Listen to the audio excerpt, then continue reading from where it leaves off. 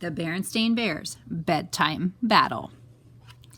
It's been a long day, and bedtime has come. When little bears fight it, tired grown-ups succumb. Every morning, the members of the bear family woke with a smile. They patiently took turns with their morning wash-up. They got through breakfast without so much as a harsh word. Things also went well at lunch and dinner. But as the sun set and the moon rose, a change came over the big tree house down a sunny dirt road deep in bear country. The birds became alert in their nests. The ears of the squirrels perked up. Even the ladybugs decided not to fly away home. By 8 o'clock, all eyes were on the big tree house. Why? Because the great bedtime battle was about to begin. It began with a simple statement from Papa Bear. "It's 8 o'clock, cubs. Time for bed." "Bedtime already," said Brother Bear.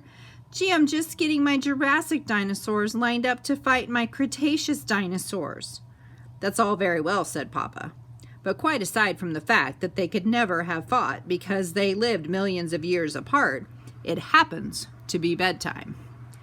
"But nobody goes to bed at 8 o'clock anymore," protested Brother. "Besides, I'm older than Sister, so I should be allowed to stay up later." "That's not fair," said Sister. "It's not my fault that I'm younger than Brother."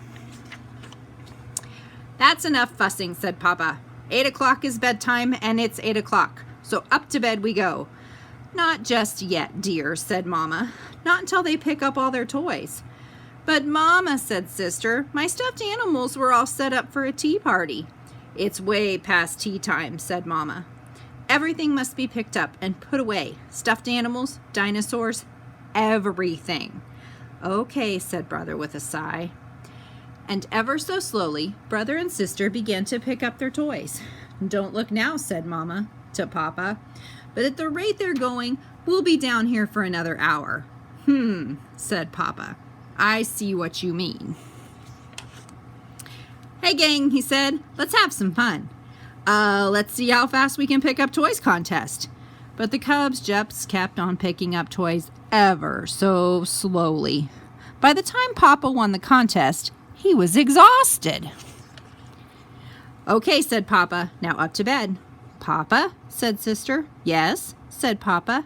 "Do you remember when we were little and you used to piggyback us upstairs on your back like a horsey?" "Yes," said Papa, "but you're not so little anymore." "Please, Papa, please," cried Sister. "If I must," groaned Papa. "Hi-ho, Papa," shouted the cubs as they rode upstairs on the back of Horsey Papa. "Let's noise, please," shushed Mama. "I just got baby Honey to sleep." "All right, cubs," said Papa as he reached the top, huffing and puffing. "Off with your clothes and into the tub." "Last one is a dirty bird," shouted Brother as he and Sister ran down the hall, throwing off their clothes. Tub toys, shouted the cubs as Mama filled the tub. "Not so many," she protested. "But Brother has 5, cried Sister, "and I only have 4. "Bath time isn't playtime," said Papa. "Only 1 toy to a customer." Bubble bath, cried Sister. "Papa," said Mama with a sigh, "you do the bubble bath while I get their bathrobes. Just read the instructions on the bottle." Mama went to the cubs' room, laid out their pajamas, and got their bathrobes. When she headed back to the bathroom, a strange sight greeted her eyes. "Oh my goodness, Papa, what have you done?" cried Mama. The bathroom was filled with thousands and thousands of pink bubbles. "I just followed the instructions," he said. "I poured in a cupful just as it says." "But if you look more closely," said Mama, "you'll see that it says capful, not cupful." After a while, the bubbles were gone, and all that was left was a slippery pink goo.